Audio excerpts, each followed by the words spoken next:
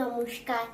আজ বুদ্ধ পূর্ণিমার শুভেচ্ছায় আমি বলতে চলেছি বুদ্ধদেবের জীবনী।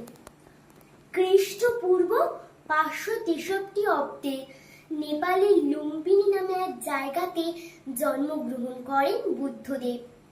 বুদ্ধদেবের বাবা ছিলেন শুদ্ধোধন, কপিলাবস্তু শাক্য বংশের রাজা, এবং তার মা ছিলেন মায়াদেবী। বুদ্ধদেব জন্ম হওয়ার আগে তার মা স্বপ্ন দেখেন যে 6 পা যুক্ত একটি সাদা ঘোড়া তার পেটে ঢুকছে। তারপরের দিনই তার মা জানতে পারেন যে তিনি গর্ভবতী। যখন বুদ্ধদেব আসার সময় হয়েছে, তখন তার মা কপিলাবস্তু ছেড়ে বাপের